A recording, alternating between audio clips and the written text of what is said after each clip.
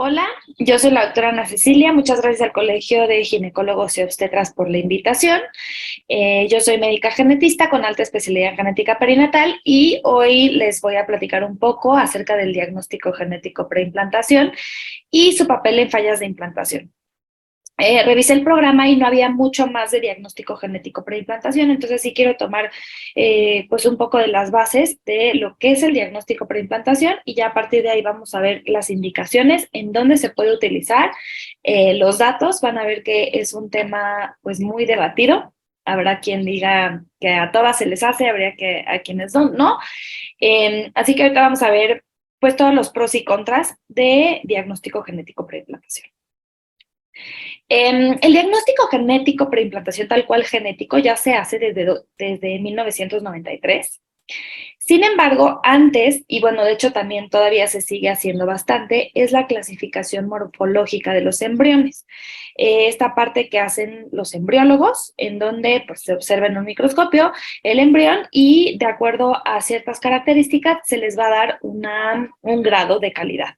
Entonces, más o menos, ¿cómo se clasifican? Pues en calidad A van a ser los embriones de óptima calidad y con máxima capacidad de implantación, bueno, de acuerdo a esta clasificación morfológica que ahorita vamos a ver que pues ya también está un poco debatida. Calidad B pues siguen siendo de buena calidad, calidad C ya es de media calidad y en lo que se va a basar es tanto en el número de células, en el tamaño, en la forma, en los núcleos y en el porcentaje de fragmentación. Sin embargo, ya ahora tenemos nuevas tecnologías. ¿Cómo va a ser el diagnóstico preimplantación? En este caso, hoy vamos a hablar un poco más de diagnóstico preimplantación para aneuploidías, que ahorita les voy a decir los diferentes diagnósticos preimplantación que tenemos, pero ahorita me estoy hablando de aneuploidías. Vamos a ver que cuando hacemos un diagnóstico preimplantación de aneuploidías tenemos una tasa de embarazo significativamente más alta que lo que hacíamos antes, que era únicamente la clasificación morfológica. Con la clasificación morfológica teníamos más o menos tasas de embarazo del 41%, 41.7%, y ahora con el PGTA pues va a subir hasta un 70%. Entonces, pues sí nos suma bastante el PGTA. ¿Qué pasa con esta clasificación morfológica de los embriones? Bueno, primero, pues es algo muy subjetivo, o sea, va a depender del observador, va a depender del embriólogo. Tenemos dos etapas en el embrión. Ahorita ya el PGTA se hace en estadio de blastocisto, pero antes lo hacíamos en la etapa de segmentación, en el tercer día. En el tercer día lo que se observa es el número de células, la simetría y la presencia de fragmentos celulares. Hoy, bueno, ya cuando se hace en quinto día, se va a observar la expansión del blastocisto, la masa celular interna, que es lo que nos va a dar lugar al embrión, bueno, al fetito, y la apariencia del trofectodermo, que eso nos va a dar la placenta. Sin embargo, pues sí, cada vez tenemos más información de que la apariencia microscópica del embrión pues no está tan relacionada con su viabilidad ni con la euploidea.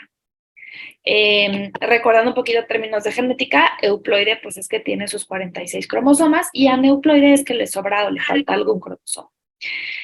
En este artículo observaron 1,730 biopsias de blastocistos. Y de acuerdo a la morfología, ya después hicieron diagnóstico preimplantación y entonces vieron pues la concordancia entre los de mejor calidad y si eran euploides o aneuploides. Y aquí, bueno, hicieron también biopsia de la masa celular interna y de trofectodermo. En aquellos de la biopsia de masa celular interna, encontraron que aquellos que tenían mejor calidad, sí, 47% eran euploides, pero 38% aneuploides. Y de mala calidad, vemos que 17% eran euploides y 28% eran aneuploides. Si se fijan, pues en realidad en los aneuploides es donde no vemos mucha diferencia. Aún siendo de buena calidad, tenemos el riesgo de tener aneuploides ahí. Y en trofectodermo, pues sucede algo similar. Igual si tenemos una buena calidad, sí es bueno para detectar euploides, pero en aneuploides, pues la diferencia aquí sí es un poquito mayor, 7%, pero siguen estando cercanos. Entonces, la conclusión de la mayoría de artículos en cuanto a la morfología y si los embriones son euploides o aneuploides, es que muchos embriones que vienen mal, que vienen aneuploides, tienen una buena morfología. Pues aquí lo estamos viendo, una buena calidad y sigue siendo una tasa del 30% de aneuploides. Incluso pueden llegar a ser aneuploides hasta en un 45% de los casos. Entonces, pues evidentemente no nos podemos basar en una buena morfología esperando que el embrión sea euploide. ¿Qué es lo que hacemos para un diagnóstico preimplantación? Les decía, hoy en día pues ya es la biopsia de trofectodermo en el quinto día, ahí más o menos tenemos 100 a 150 células, se van a tomar entre 5 y 10 células y pues ya se considera menos invasivo que la biopsia de blastómero y también vamos a ver que tenemos menos índices de mosaicos ya en esta etapa de quinto día. Además de que los embriones que vitrificamos en este estadio, pues ya tienen una mayor tasa de supervivencia en comparación cuando lo hacíamos en embriones en segmentación. Ahora, ¿qué podemos hacer tomando estas células? Pues tenemos diferentes tipos de diagnósticos genéticos para implantación. Les decía que hoy nos vamos a centrar en el de aneuploidías. Aneuploidías, pues que me sobran o me faltan cromosomas, o sea, trisomía 21, trisomía 18, 13, de cualquiera de mis 23 pares de cromosomas. Pero también existen otros métodos diagnósticos genéticos de preimplantación, por ejemplo, el PGTM, que va a ser para anomalías monogénicas, enfermedades causadas por un solo gen. En estos casos necesito tener bien caracterizado en los papás ellos de qué enfermedades pueden ser portadoras. Esto se puede hacer tanto para enfermedades autosómico-recesivas, en donde tanto mamá y papá son portadores de alguna condición, como autosómico-dominantes, a lo mejor cuando alguno de los papás está afectado. Entonces, este va a ser el PGTM, que igual se va a hacer con esas mismas 5 o 10 células mediante NGS, secuenciación de nueva generación, y ya busco específicamente los genes que sé, o las variantes patogénicas que sé que los papás tienen. Y después tenemos también el PGT-SR, que es para rearreglos estructurales. Esto es como traslocaciones de mis cromosomas. Aquí también generalmente pues sé que papá o mamá son portadores de algún rasgo, como aquí se ve. O sea, algunos, dos cromosomas van a tener, por ejemplo, aquí una translocación. Hoy en día, el diagnóstico, ya ahora sí me voy a centrar en el preimplantación A, PGT-A, que es para aneuploidías. En general, las indicaciones o donde se ha visto que puede ser útil el PGTA en quienes sí lo puedo ofrecer es en personas, bueno, mujeres con edad materna avanzada, mayor de 35 años, parejas con pérdida gestacional recurrente, que ahorita vamos a ver, pacientes que ya han tenido falla en implantación o pacientes con un factor masculino, ya sea síndrome de Klinefelter, azospermia, oligosospermia, y otras de lesiones del gel, de AZFs. Primero, pues sí, tenemos la edad materna avanzada. En este estudio se basaron en 15,000 biopsias de trofectodermo y encontraron, bueno, ya sabemos que todas las mujeres, pues, todos los óvulos y espermatozoides tienen una tasa de aneuploidías que va a suceder. En mujeres de 26 a 30 años se encontraron una tasa de aneuploidías del 20 al 27%, esperado, y en mujeres de 31 a 43 fueron viendo un aumento constante, como bien conocemos en las tablas, hasta que llegaba a estabilizarse en un 85% de embriones aneuploides. Ellos también hicieron una relación con hormona antimuleriana, buscando si la reserva ovárica tendría alguna relación con las tasas de aneuploidia. Y encontraron que con una hormona antimuleriana disminuida, menor a 1.5, sí tenía una tasa de aneuploidia de 66.7%. Las tasas de aneuploidia menores del 42% se encontraron con una antimuleriana de 1.5 a 5.6, y aquellas que sí tenían una antimuleriana un poco alta, más o menos del 50%.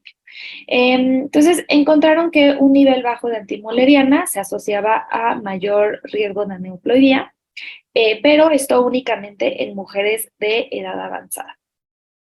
Y aquí sí tenemos ya más estudios que nos sugieren que ante la transferencia de embriones euploides, o sea, si mi embrión ya es euploide, las tasas de implantación se mantienen aún teniendo madres con edad materna avanzada. Entonces, aquí pues sí, en edad materna avanzada sí es uno de los panoramas en donde el diagnóstico preimplantación de aneuploidías puede ser más útil, llevándome a estas tasas similares a mujeres a lo mejor más joven, porque pues ya sé que el embrión viene euploide, sabiendo que obviamente a mayor edad materna, pues mayor riesgo tengo de que el óvulo sea aneuploide. En pérdida gestacional recurrente, sabemos que más o menos el 5% de las parejas que ya están en una técnica de reproducción asistida se han visto afectadas por pérdidas. Sabemos que dentro del abordaje de pérdida gestacional recurrente, pues tenemos muchas causas entre autoinmunes, anatómicas, genéticas, que aquí bien importante hacer el cariotipo en la pareja. Más o menos 5% de las parejas con pérdida gestacional recurrente van a ser portadoras de alguna traslocación o algún rearreglo que me esté condicionando estas pérdidas, entre otras causas que conocemos, hormonales y demás. Pero más o menos un 50% se quedan sin una causa identificada. Si yo identifico una causa, aquí ya pues tendríamos que obviamente irnos hacia la causa, ¿no? Incluso si la causa fuera genética por traslocación, pues también aquí sí podríamos, o sea, no sería útil el diagnóstico preimplantación de aneuploidías, porque sé que dependiendo del rearreglo que se encuentre, pues tengo diferentes riesgos, tanto teóricos como empíricos, pero en esos casos, pues sí es útil el PGTA. Aquí nos hablan de pérdida gestacional recurrente sin causa identificada, o sea, que ya les hicimos todos los estudios, no encontramos ningún problema y acuérdense que eso es más o menos un 50% de los casos. En esos pacientes son los ideales para sí ofrecer PGTA. ¿Qué encontramos en estas parejas? En parejas que no tenían una etiología identificada, bueno, pues veíamos que si se hace PGTA, tenemos una tasa de pérdida del 9% en comparación con pacientes que tuvieron embarazos naturales, tenían una pérdida del 28%. Aquí desafortunadamente no nos compararon con sin PGTA y nada más in vitro, pero bueno, compararon con pacientes con sí, embarazos espontáneos. Y aquí son dos artículos. En otro artículo se encontró que en PGTA bajaba el riesgo de pérdida un casi 3% versus en un embarazo espontáneo del 39%. Y otra cosa que nos ayuda en estos casos es que nos reduce el tiempo para lograr un embarazo de 4.5 semanas a 5.8 semanas. O sea, más bien de 5.8 semanas a 4.5 semanas. Y ahora sí ya vamos a la falla de implantación. En falla de implantación existen diferentes definiciones, pero una de las más constituidas es la ausencia de saco gestacional en ultrasonido a 5 o más semanas después de 3 transferencias con embriones de alta calidad o posterior a más de 10 embriones en múltiples transferencias. Aquí este estudio me gusta mucho. Encontraron, bueno, aquí tenemos 3 grupos. Pacientes que tenían bueno, todos tenían, no, estos 2 tienen falla de implantación. Entonces, pacientes que tenían falla de implantación y se les hizo el PGTA, pacientes con falla de implantación sin PGTA y pacientes que no tenían falla de implantación y sí se les hizo el PGTA. Entonces, la tasa de embarazos, bueno, de embriones euploides en pacientes con falla de implantación con PGTA fue del 46%, similar a aquellos que no tenían falla de implantación. Esto obviamente pues tuvieron que ajustar por edad materna, pero ahí tenemos más o menos 50% esperado. Después de embarazos clínicos de pacientes que tenían falla de implantación y se hizo PGTA, en un 70%, bueno, 68%. Y sin falla de implantación, 70%. pero falla de implantación 22%. Entonces aquí sí vemos un beneficio enorme de hacer PGTA. Y de implantación es lo mismo, ¿no? De implantación igual, los que sí tenían falla en implantación y se les hizo PGTA, nos sube la tasa de implantación un 68.3 versus 21.2 si yo no hago PGTA. Así que los pacientes que tenían falla de implantación y no se les hace PGTA, sí tienen mucho menor tasa tanto pues, de implantación y de embarazo clínico que aquellos que se les hace PGTA. Entonces, falla de implantación yo creo que sería la indicación pues, más contundente para hacer diagnóstico genético preimplantación de aneuploidías. Y el otro que veíamos, pues es el factor masculino, que pues lo tenemos que considerar. Recordemos que no todas las aneuploidías son de origen materno, más o menos, por ejemplo, en trisomía 21 es 80% materno, 20% de papá, y pues se tiene que considerar más aún cuando tenemos un factor masculino, ya sea zoospermia, microlesiones del Y, oligosteatozoospermia, oligosospermia, síndrome de Klinefelter, y demás, también es donde se ha visto un impacto benéfico de tener un diagnóstico preimplantación. Les digo que esto es debatido y existen pues, muchísimos artículos, metaanálisis y revisiones sistemáticas, pero bueno, les traje un par de los que para mí son los más valiosos. Si tienen la oportunidad de revisarlos, creo que valen mucho la pena. En este estudio, pues buscaron ver los desenlaces clínicos de pacientes a quienes se les hizo PGTA. Entonces, encontramos que la tasa de pérdida temprana de pacientes que tenían PGTA versus pacientes que no se hizo, pues es una diferencia grande. O sea, 18% de los pacientes con PGTA tenían pérdida temprana versus aquellos que no. 75% tenían una pérdida temprana. Obviamente, pues porque aquí ya estoy transfiriendo embriones euploides. Implantación por transferencia con PGTA 69.5%. Quiero que se fijen mucho en estos 69%, porque ese es un número que sí se repite. O sea, muchos de los porcentajes varían mucho entre artículos y artículos, pero en implantación sí ya está muy establecido el 70%. Si se fijan, aquí también lo teníamos. Sí, 70%. Entonces, pues sí, 70% versus una implantación de 33% en aquellos que no tenían PGTA. Y de recién nacidos vivos, igual en PGTA me subió a un 50% versus el control del 12.5%.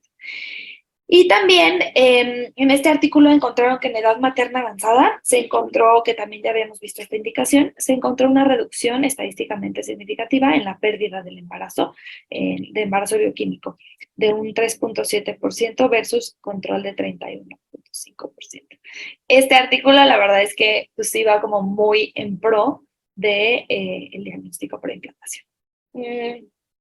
Este committee opinion, pues, básicamente también habla de que las tasas de embarazo son significativamente más altas en el grupo que tuvieron PGTA versus los que me hacían morfología tradicional. Vean, aquí tenemos otra vez nuestro 70% frente a un 41% si yo hiciera nada más la morfología tradicional.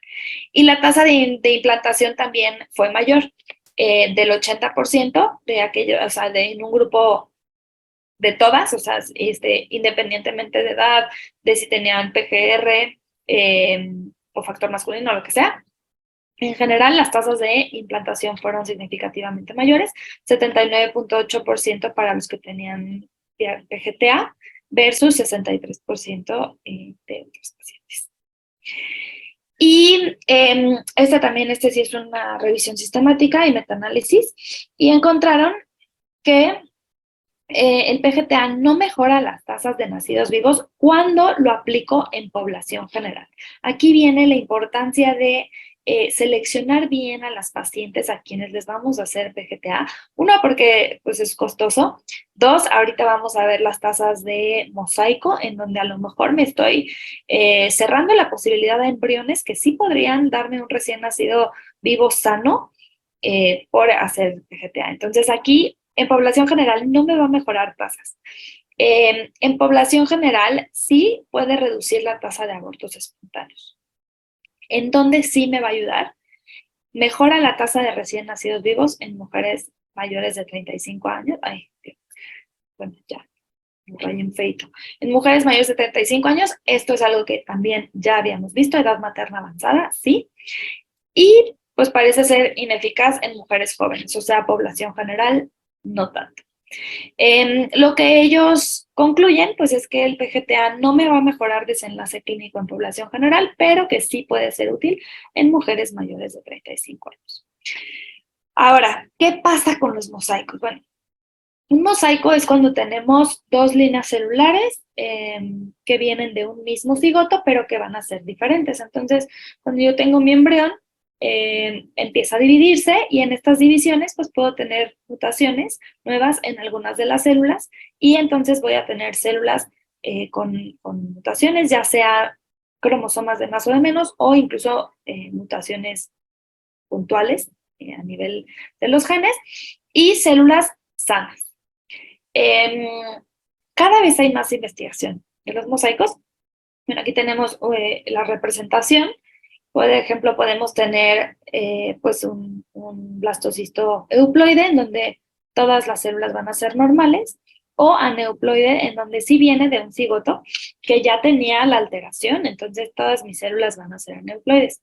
O un mosaico en donde puedo tener células euploides y aneuploides. Aquí el problema va a ser cuándo sucede esta mutación, que hay de dos. Una puede venir justo ya del cigoto y ahí, pues esperaríamos que fuera neuploide, pero no necesariamente. Existe algo que se llama rescate trisómico, por ejemplo, en donde la misma célula me saca un cromosoma, el que está extra, y entonces puedo llegar a tener un mosaico. Esa es una. Y la otra, que sea un embrión euploide, empiezo a tener mutaciones en algunos, y entonces ya voy a tener un mosaico.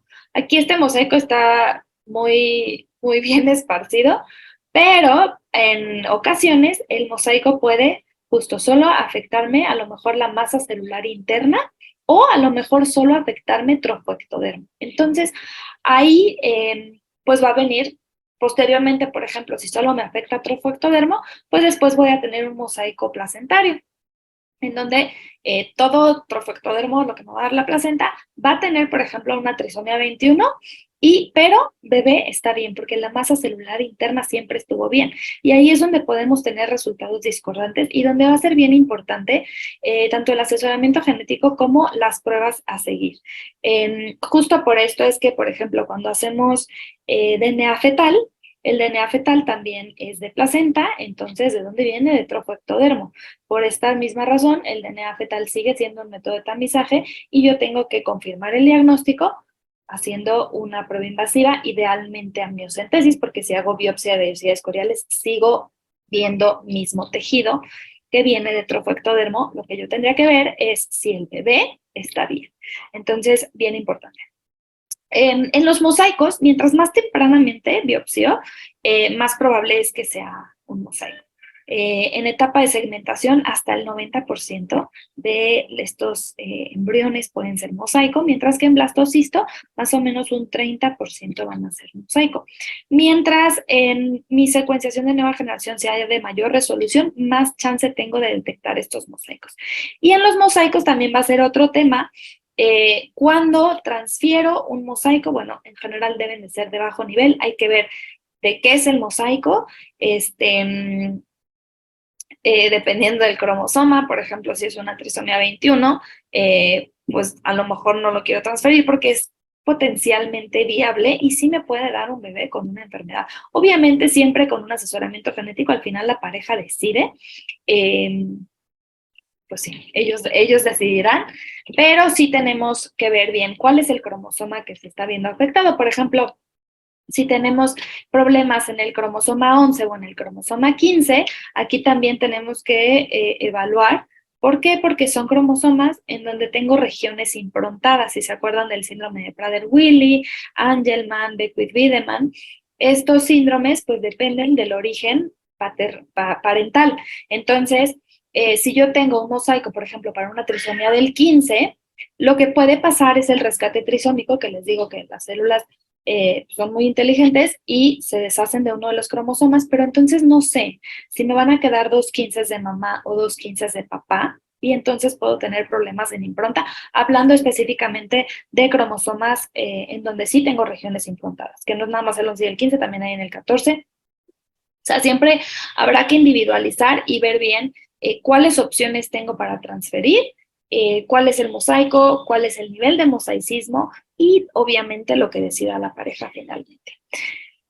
Aquí tenemos diferentes artículos en donde veían blastocistos con mosaico y bueno, vamos a ver las tasas de embarazo, que pues aquí la verdad es que están súper variables, las tasas de implantación. Lo que siempre también tenemos que asesorar es que pues si yo transfiero un embrión mosaico tengo alto riesgo de pérdida. Y obviamente pues ya dependiendo de cuál es el mosaico pues será el seguimiento prenatal también. Si, por ejemplo, justamente transfiero a lo mejor un mosaico de trisomía 21, pues tengo que seguir dando seguimiento por ultrasonido buscando específicamente datos de trisomía 21 o del cromosoma el que esté pasando para ver si el bebé puede estar afectado o no. Y aquí este artículo me encanta porque, pues, vean el título, mosaicismo de trisomía 21, todos podríamos tener un touch of Down. Y en este artículo, y una de las teorías, pues es que todos fuimos mosaico.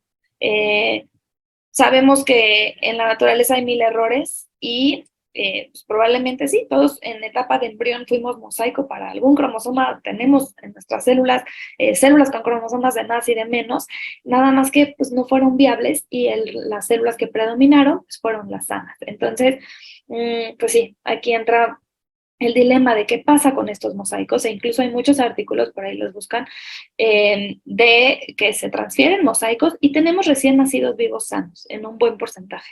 Obviamente dependiendo nuevamente del nivel de mosaico y el cromosoma implicado.